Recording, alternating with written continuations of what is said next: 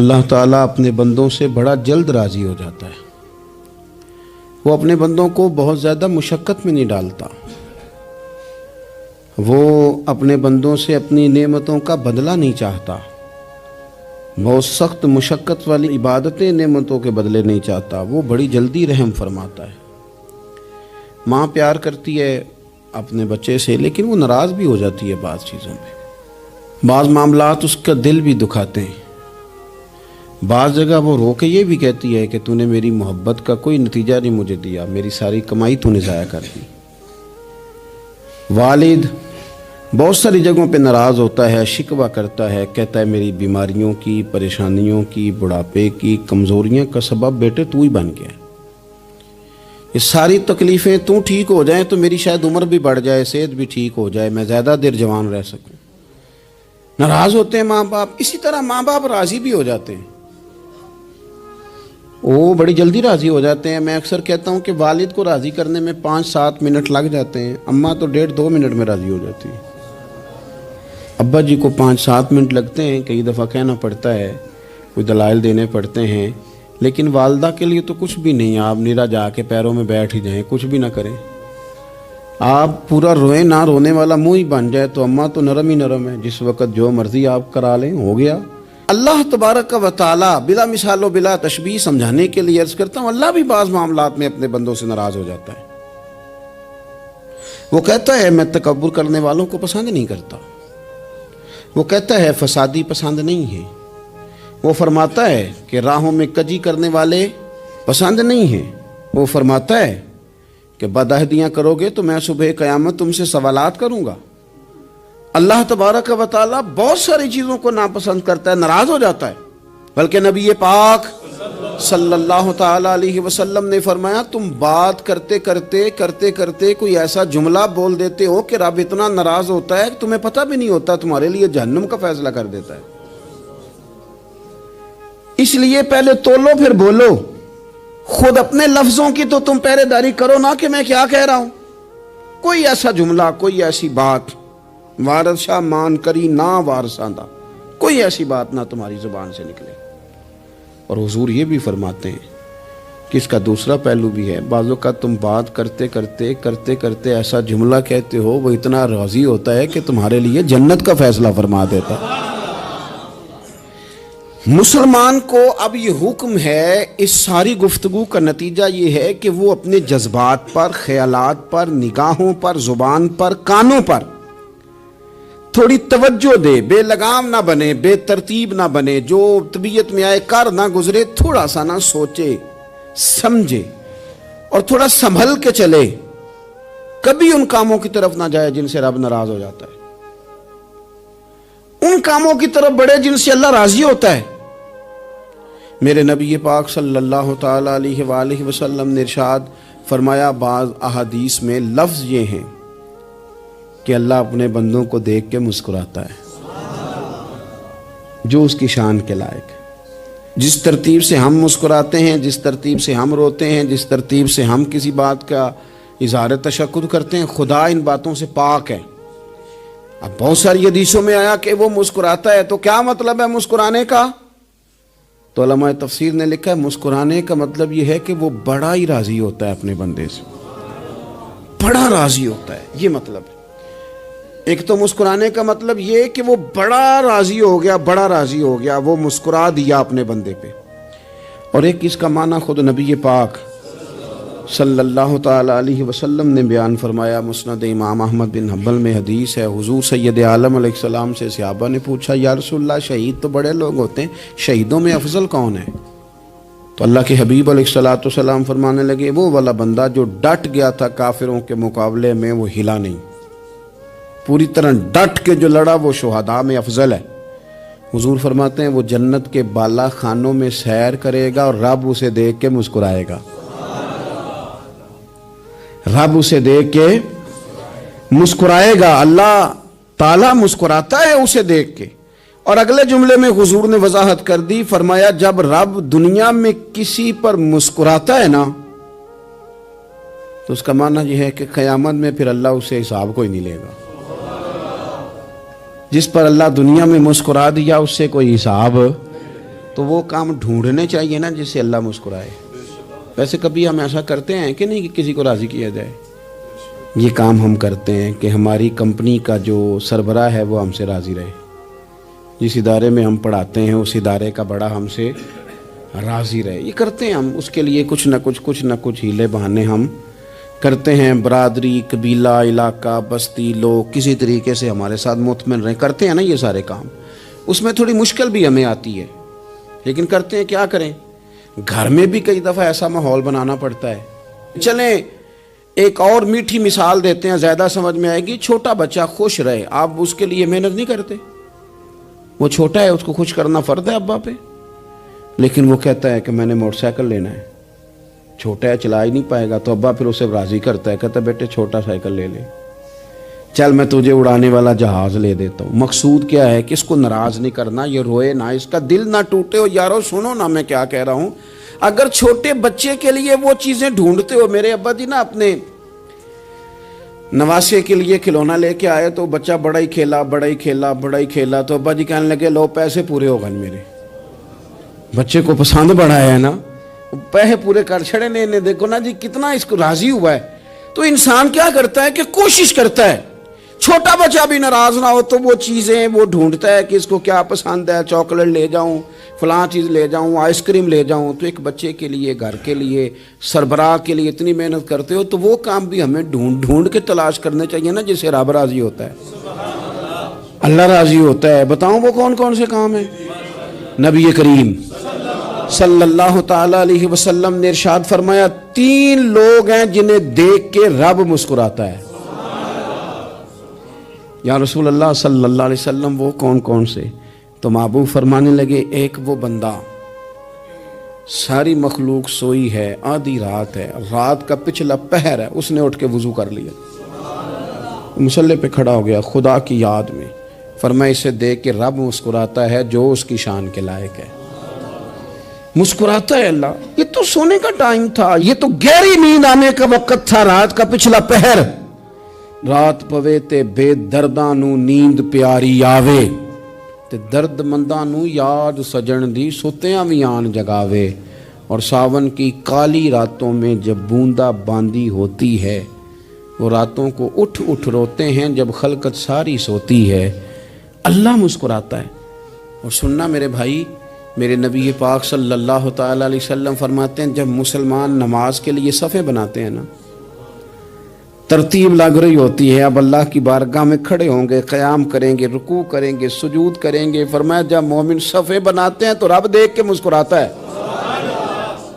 مسکراتا ہے. کمال ہو گئے عروج بندگی کا. جب بندے کو دیکھ کے رب مسکرائے، خدا بندے سے خود پوچھے بتا تیری رضا کیا ہے، مسکراتا ہے. اور میرے نبی پاک علیہ السلام فرماتے ہیں جب مجاہد جہاد کے لیے صفیں سیدھی کرتے ہیں. آج تو یہ رب کے نام پہ مرنے ہی آ گئے. یہ صفوں میں کھڑے ہوں گے، ترتیب سے لڑیں گے، ترتیب سے گلا کاٹیں گے کافروں کا یا شہادت لیں گے. فرمایا جب جہاد کے لوگ صفیں بناتے ہیں تو رب انہیں دیکھ کے مسکراتا ہے. کتنے نصیبوں والا وہ بندہ ہے جسے دیکھ کے مسکرا دیا. او یار کبھی تیرا بیٹا تیرے سامنے مسکرائے نا چھوٹا، تو تیرا دل باغ باغ ہو جاتا ہے. تیری ماں بیمار کسی ایک دن صحیح طرح ہنس پڑے تو طبیعت خوش ہو جاتی. مجھے بتاؤ نا جس کا رب بھی اسے دیکھ کے ہنس پڑے، جو اس کی شان کے لائق ہے. کیا اس بندے کے نصیبیں ہیں، کیا اس کے مقدر ہیں. آپ اس مقام پر اپنے آپ کو لائیں. اب دیکھیں نا یہ حدیث آپ نے سن لی. اب ہم نے نا اس طرح صفحے نہیں بنانے جس طرح ساری دنیا. اب ذرا صفحے بھی شوق سے بنائیں گے.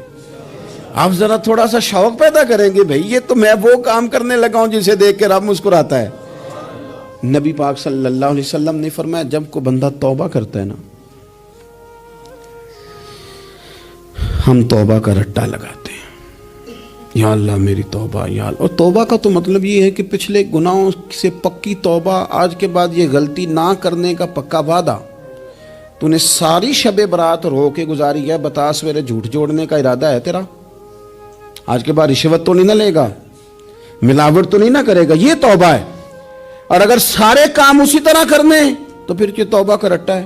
جتنا مرضی لگاؤ، حضرت علی بن ربیعہ رضی اللہ تعالیٰ عنہ فرماتے ہیں میں مولا علی کے ساتھ تھا، مقام حرہ کی طرف جا رہے تھے، حضرت علی نے ہاتھ اٹھا کے دعا مانگی ہماری تعلیم کے لیے، ورنہ حضرت علی ہم صحابہ کو محفوظ عن الخطا تو مانتے ہیں نا، ہاتھ اٹھا کے کہا اے اللہ ہمارے گناہ بخش دے، تیرے علاوہ کوئی معاف کرنے والا نہیں۔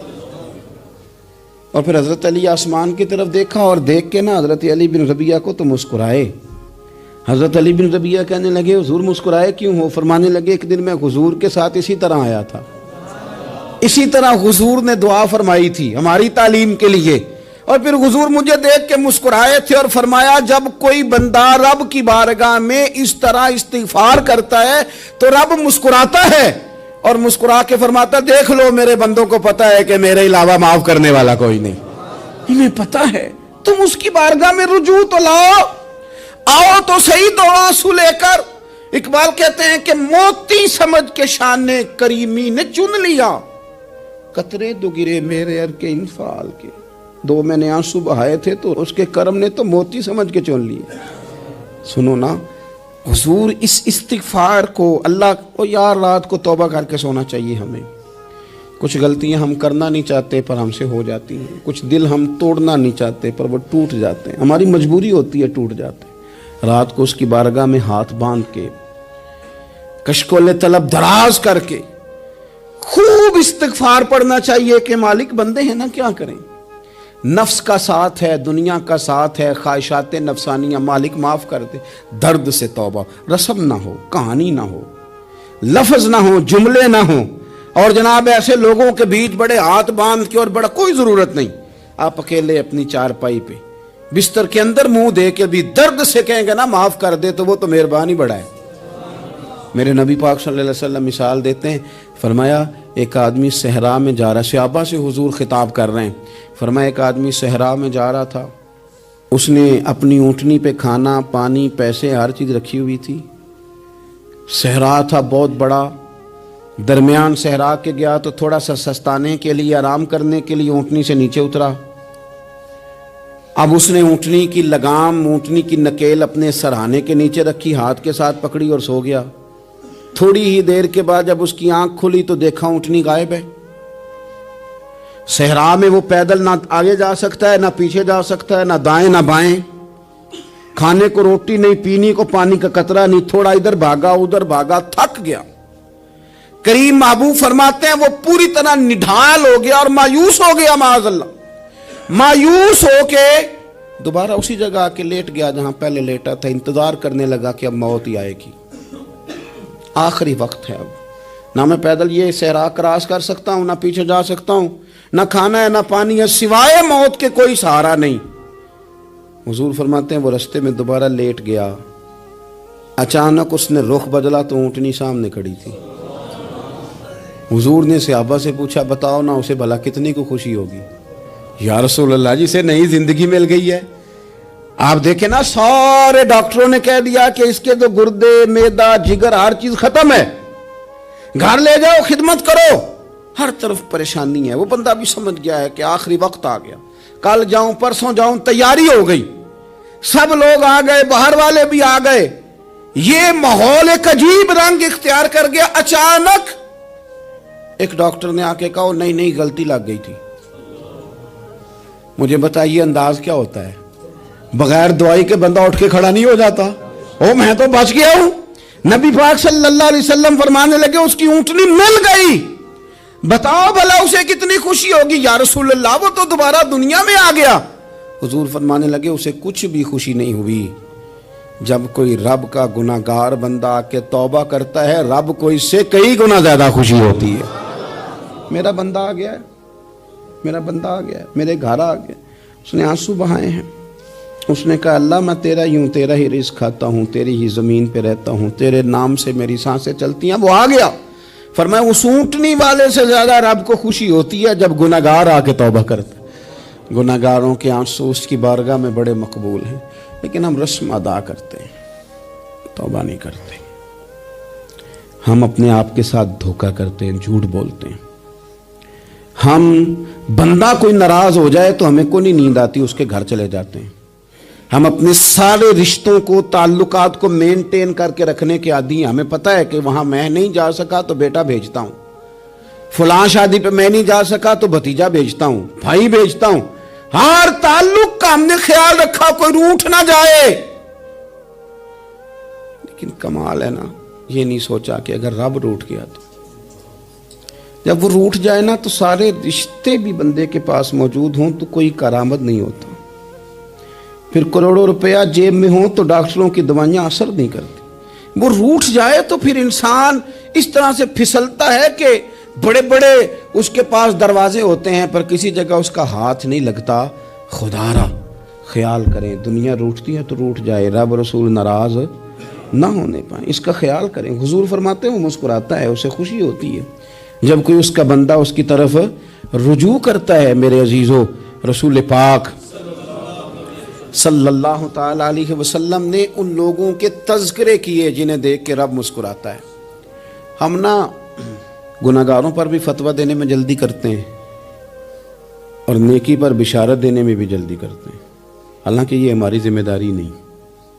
پتہ نہیں اللہ تعالیٰ کس کو کب توفیق توبہ دے کے اپنے قریب کر لے, لیکن بڑی جلدی ہے, بڑی جلدی فتویٰ دینے میں. اور یہ فتویٰ صرف مفتیوں کا نہیں رہ گیا, یہ میری طرح کے آپ کی طرح کے ڈھیروں لوگ ہیں جنہوں نے جیبوں میں فتوے ڈالے ہوئے. بھئی آپ نے کیوں ذمہ داری لے لی ہے جنت میں داخل کرنے کی اور نکالنے کی؟ یہ تو میرے رب کریم کا کرم ہے, وہ جس کو چاہے جب چاہے جتنا چاہے عطا کرے. لیکن کچھ لوگ نا بڑے پکے ہو گئے ہیں کہ شاید جو میں سوچ رہا ہوں وہی درست ہے. کبھی کبھی کچھ چیزیں عجیب بھی ہوتی ہیں, لہذا خدا کی رحمت پر بھروسہ کر کے بات کرنی چاہیے. اپنی مرضی کے فتوے نہیں داغنے چاہیے. وہ دیکھو جی فلانا بندہ یوں کر رہا ہے, آپ کو پتہ ہی نہیں پوری بات کا, آپ کو علم ہی نہیں پوری بات کا. حضرت بہاءاللہ نقشبند بخاری رحمت اللہ علیہ فرماتے ہیں میں حج کرنے گیا تو وہاں میں نے ایک آدمی کو کروڑوں کا کاروبار کرتے دیکھا تو میرے دل میں خیال ہے یہاں بھی اللہ اللہ کرنی چاہیے تھی, دنیا داری کر رہا ہے. لیکن فرماتے ہیں حج سے فارغ ہوئے تو میں نے دیکھا وہی بندہ سارا کچھ رب کی بارگاہ میں خیرات کر رہا ہے, اور سینکڑوں غریب حاجی ہیں جن کو پورے خرچے دے رہا ہے. تو میں نے وہی اپنی سوچ سے توبہ کی کہ میں کہاں تھا. بڑی جلدی کھڑے نہ ہو جائیں. حضرت حسن بصری رحمت اللہ تعالیٰ علیہ ارشاد فرماتے ہیں کہ میں دریا کے کنارے گیا تو وہاں میں نے ایک شخص کو دیکھا, وہ اپنی ایک خاتون کی گود میں سر رکھ کے بیٹھا اور قریب ایک بوتل بھی پڑی ہے. میرے دل میں معاذ اللہ خیال آیا کہ دیکھو کس انداز میں ایک عورت کے ساتھ یہ ہے اور پاس بوتل بھی پڑی ہے, جانے شراب ہے. کہتے میں سوچ ہی رہا تھا کہ اچانک ایک کشتی آ رہی تھی دریا میں, وہ ہجکو لے کھائے, کشتی میں 4-5 لوگ تھے, وہ دریا میں ڈوبنے لگے. وہ آدمی تیزی سے اٹھا, دریا میں چھلانگ لگائی, پہلے ایک کو نکالا, پھر دوسرا نکالا, پھر تیسرا نکالا. ایک بندہ رہ گیا, کہنے لگا حضور مجھے تو آپ نے گناہگار سمجھا ہے, میں تو بڑے غلط انداز میں یہاں بیٹھا ہوں, آپ نے جو سوچا چلیں یہ چوتھا بندہ آپ نکالنا ہے, کرے نا یہ کام, کرے نا یہ کام. بڑے بھولے بھالے بڑے اللہ والے, ریاض آپ کو بس ہم ہی جانتے ہیں. اتنی جلدی فتویٰ. حضرت حسن بصری فرماتے ہیں میں پشیمان ہوا, میں نے کہا مجھے تیرنا نہیں آتا, تو دیر نہ کر چوتھا ڈوب نہ جائے. کرتے اس نے چھلانگ لگائی, چوتھا بھی نکال لایا اور کہنے لگا حضرت آپ نے جلدی کی سوچنے میں, یہ بی بی میری ماں ہے اور یہ سرکے کی بوتل ہے. ہم ماں بیٹے کا یہ مشغلہ ہے کہ یہ وہ جگہ ہے جہاں آ کے لوگ مسافر اترتے ہیں, اور یہاں سے کسی کا گھر 100 میل ہے, کسی کا 200 میل ہے. ہم صبح سرکہ کھجوریں روٹیاں لے کے یہاں آتے ہیں, مسافروں کی نوکری کرتے ہیں, کوئی پریشان ہو تو مدد کرتے ہیں. حضرت خواجہ حسن بصری فرماتے ہیں میں نے معافی مانگی, ان سے بھی مانگی, رب سے بھی مانگی. انہوں نے مانگ لی نا, بزرگ تھے, پر ہم کو نہیں تیار مانگنے کو.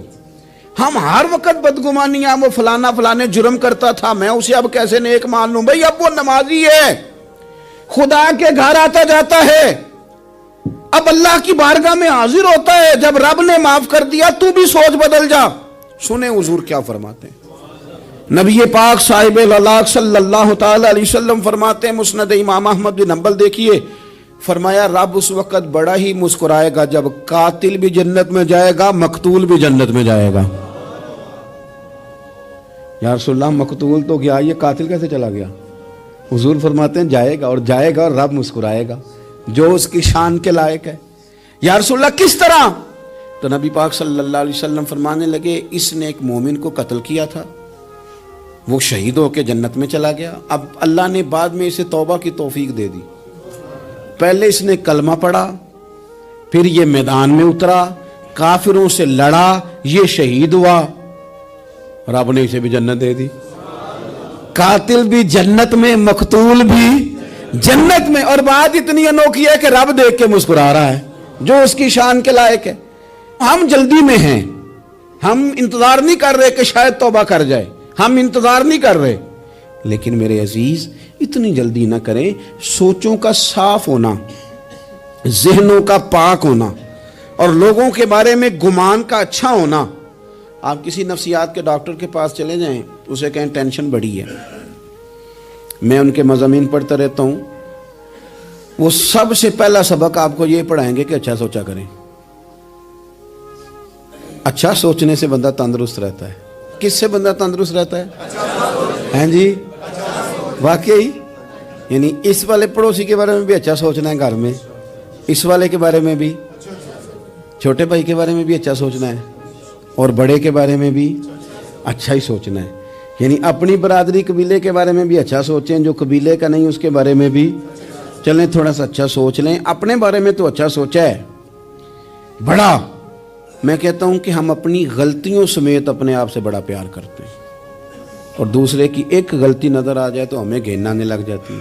آپ جلدی نہ کریں، مالک نے موقع دیا ہے بندوں کو، نہ وہ کسی کا رزق چھین رہا ہے، نہ سانسیں چھین رہا ہے، وہ اپنی زمین پہ چلنے بھی دے رہا ہے، رہنے بھی دے رہا ہے۔ تو جب اس نے موقع دیا ہے، آپ بھی تھوڑا موقع دیں۔ اللہ بڑا کریم ہے، دروازے کھولے گا، اس کے بندے اس کی بارگاہ تک پہنچیں گے۔ بدگمانیاں اور پھر بدگمانیوں کا عروج، اور اس لیول تک جا کے بات کر دینا ہے کہ جہاں سے خوف آئے کہ یار یہ بات نہیں کرنی چاہیے۔ رسول کائنات سرور دو عالم صلی اللہ تعالی علیہ وسلم فرماتے ہیں کہ اللہ مسکراتا ہے۔ دیکھو ہمارے ہاں نا ایک اور بھی مسئلہ بن گیا ہے، میں نے کچھ لوگوں کو نا پکا، میرے پیارے ہیں، محبت ہے مجھے، تو میں چونکہ آپ میری کلاس ہیں، میں مشاہداتی اور تجرباتی باتیں بھی کر لیتا ہوں، اسی کی روشنی میں کئی دفعہ گفتگو بھی تیار کرتا ہوں۔ کچھ لوگوں نے نا پکا ذہن بنا لیا یہ کہنے کا کہ ہاتھ بڑا تنگ ہے، پکا، آپ جس وقت پوچھ لیں ان کا ہاتھ اور بڑا ہی زیادہ تنگ ہے۔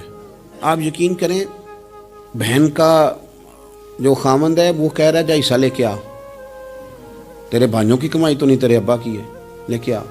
وہ بیچاری اس کی منتیں کر رہی ہے، کہتی ہے اگر جاؤں گی نا تو وہ کہیں گے حصہ لے جا، آج کے بعد ہمارے گھر نہ آنا، میرا دروازہ نہ بند کرو، مہربانی کرو۔ اور بھائی سے بات کرتی ہے تو کہتا ہے ہاتھ ہی بڑا تنگ ہے، جب ٹھیک ہوگا تو دے دوں گا۔ نہ کریں یہ ظلم۔ ہمارے اپنے تڑپتے رہتے ہیں اور ہماری دولتیں اندر پڑی رہتی ہیں، ہمارے اپنے چھوٹی چھوٹی ضروریات کے لیے پریشان ہوتے ہیں، لیکن ہم بڑے بڑے بہانے ہیں ہمارے پاس، کہتے ہیں یہ نکما ہے، یہ نکھٹو ہے، یہ کام نہیں کرتا، اس میں فلانا ہے، بے فلانا ہے، بلے میں نے نہیں ساتھ چلنا۔ اظہار جب آپ کے اندر پیدا ہوتا ہے نا، اظہار، جب کسی کے لیے آپ حساس ہوتے ہیں تو آپ کو بھی سرور حاصل ہوتا ہے۔ نہ کریں یہ کام کہ آپ کو اللہ نے وسعت دی ہے اور ہر وقت آپ ہاتھ تانگ ہونے کا رونا رو رہے ہیں، ہر وقت آپ یہ کہہ رہے ہیں میں بڑی آزمائش میں ہوں، جب خدا نے آپ پہ نہیں ڈالی تو اتنے جھوٹ بولنا صرف اس لیے کہ میرے پیسے بچ جائیں، صرف اس لیے کہانی سنانا کہ حالات میرے بڑے خراب ہیں کہ کوئی بندہ میرے سے کوئی تھوڑا بہت قرض نہ مانگ لے۔ سنو، نبی پاک صلی اللہ علیہ وسلم کے پاس مہمان آ گیا، بخاری مسلم ہے، حضور نے ازواج مطہرات کے گھروں میں پیغام بھیجا، کچھ چیز ہے ضیافت کے لیے؟ یا رسول اللہ کچھ بھی نہیں، یہ دو جہاں کے شاہ ہیں اور پاس کچھ رکھتے نہیں، دو جہاں کی نعمتیں ہیں ان کے خالی ہاتھ میں۔ یا رسول اللہ کوئی چیز بھی نہیں۔ حضور نے صحابہ کے مجمع پہ نظر ڈالی، یا رسول اللہ صلی اللہ علیہ وسلم حکم ہو، تو حضور فرمانے لگے تم میں سے کوئی بندہ ہے جو اسے گھر لے جائے روٹی کھلائے؟ ایک صحابی اٹھے فوراً، حضور میں لے کے جاتا ہوں کھانا کھلاتا ہوں۔ فرماتے ہیں میرے گھر میں صرف بچوں کا کھانا تھا، یہ نہیں کہ فریزر بھرا ہوا ہے نعمتوں سے، صرف بچوں کا کھانا، یہ نہیں کہ کسی کو دیکھ کے اپنی ہنڈیا پہ برتن دے لیا، صرف بچوں کا کھانا۔ کہتے ہیں گھر گیا، بیوی سے کہا کیا کیفیت ہے؟ کہنے لگی بچوں کی روٹی ہے۔ میں نے کہا بچے سلا دے، صبح ناشتہ کر لیں گے۔ تو کہنے لگی آپ کیا کھائیں گے؟ تو میں نے کہا نہ میں کھاؤں گا نہ تو کھائے گی، مہمان جو نبی پاک کا ہے۔ کہا اچھا، اب ذرا تجویز دیکھو میاں بیوی کی سوجھی آپس میں. کہتے ہیں کھانا لگا دینا کیونکہ ایک آدھ بندے کا کھانا ہے. اپنی غربتوں کا ہر جگہ اظہار کرنا, رونا رونا. یہ دیکھو غربت کیسے چھپائی جا رہی. اس کو کہا نہیں کہ چل تو تھوڑا رحم کھا, تو آیا ہے تو تھوڑا رحم کھا, یہ نہیں کہا. کہا اٹھ کے نا تو کھانا رکھنا اور اٹھ کے نا چراغ ٹھیک کرنے کے بہانے بجھا دینا. ہم دنیا والوں کے سامنے کیوں اپنے دکھ بیان کریں؟ ہم جو کہیں گے رب رسول کی بارگاہ میں کہیں گے. تو نا چراغ ٹھیک کرنے کے بہانے. اہلیہ اٹھی, کھانا دینے کے بعد چراغ ٹھیک کرنے کے بہانے بجھا دیا. خامد بھی ہاتھ چلاتے رہے, بیوی کبھی برتن رکھتی کبھی اٹھاتی, پتہ چلے کہ کھانا کھا رہے ہیں, کھانا کھایا جا رہا ہے. کہتے ہیں مہمان پیٹ بھر کے کھانا کھا گیا. یہ کام ہوا رات کے اندھیرے میں, اس وقت ہوا جب چراغ بھی بند تھا, اس وقت ہوا جب کوئی دیکھنے والا نہیں تھا, کسی پڑوسی کو بھی خبر نہیں تھی. فرماتے ہیں صبح کے اجالے میں اس مہمان کو لے کے مسجد نبوی میں نے قدم رکھا تو نبی کریم نے فرمایا رات جو تم نے کام کیا ہے نا اسے دیکھ کے میرا رب بڑا مسکرایا ہے, اللہ بڑا مسکرایا ہے. اللہ تر دامنی پہ شیخ ہماری نہ جائیے, ہم دامن نہ چھوڑ دیں تو فرشتے وضو کریں. یہ شان ہے صحابہ کی. نبی کریم علیہ السلام نے فرمایا رب رات مسکرایا تیرا یہ انداز دیکھ کے, اور اس نے قرآن نازل کیا وَيُؤْثِرُونَ عَلَىٰ أَنفُسِهِمْ وَلَوْ كَانَ بِهِمْ خَصَاصَةٌ. کچھ لوگ وہ ہیں جنہیں بڑی بھی ضرورت ہو تو دوسروں پر اثار کر دیتے ہیں, قربانی دے دیتے ہیں. رب مسکرایا ہے, اندر پیسے رکھے ہوئے ہیں, اندر پیسے رکھے ہوئے ہیں, اور بہن آ کے منت کر رہی ہے کہ بھائی حالات بڑے خراب ہیں, تھوڑی سی مہربانی کر. تو کہتے ہیں بہن پردہ ہی ہے بس, کیسے بتاؤں تجھے حالات, تجھے کیا بتاؤں کام کتنی مشکل سے چلتا ہے, یہ پردہ یہ بس. بہرحال اگر تو نے کہا ہے نا 50,000 تو میں زیادہ نہیں کوئی 20 کو دے دوں گا تجھے, وہ بھی خاصی نیکی کر کے, وہ بھی بتا سکھا کے.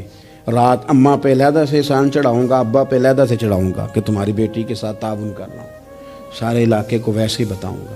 اور وہ غریبنی بیچاری 20,000 لے کے گھر گئی ہے, پھر سفارشیں کر رہی ہے کہ مہربانی کرو. میں نے ایسے بھی دیکھے ہیں جو پہلے بیوی کو پکڑاتے ہیں تو دے, اس لیے کہ پھر وزیر اعظم تو ڈنڈا نکال لے گا تو بڑا مشکل ہو جائے گا پھر گھر میں رہنا, لہذا وہ یہ تو آگے لگ.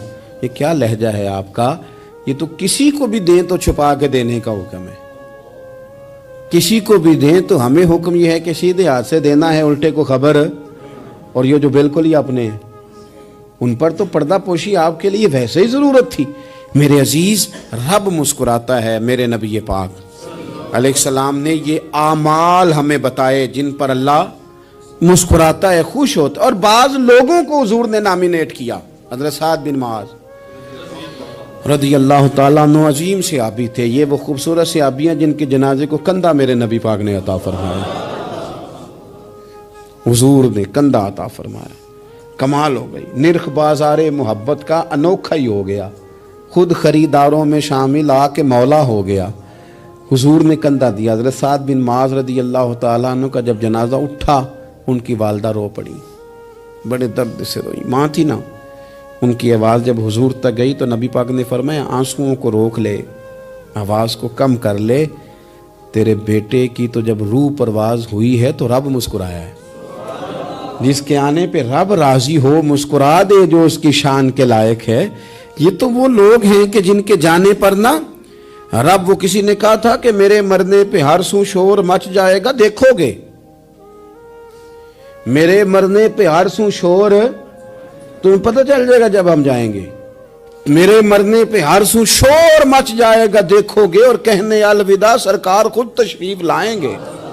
اور درویش کہنے لگے بعد مرندے مکھڑا میرا ہو جاوے جے تازہ, پھر سمجھ لینا محبوب میرے نے آن پڑے ہے جنازہ.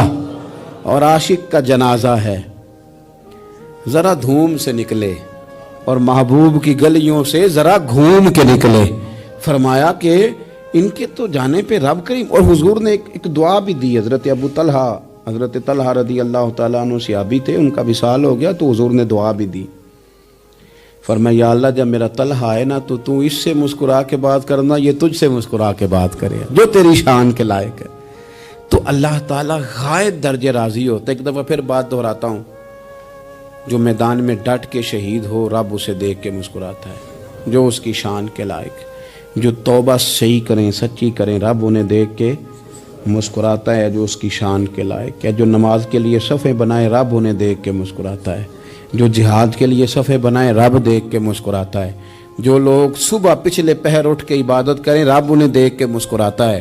اور جو کبھی کبھی بھوکے رہ کے دوسروں پر قربان کر کے احسان کر دیں، رب انہیں دیکھ کے مسکراتا ہے. بہت بڑی فضیلت ہے. اللہ ان سارے کاموں میں سے کسی ایک کام پہ ہمیں بھی لگا دے، تاکہ یہ بڑی فضیلت اللہ تعالی ہم گناہگاروں کے حصے میں بھی فرما دے. آخر دعوانا ان الحمدللہ رب العالمین.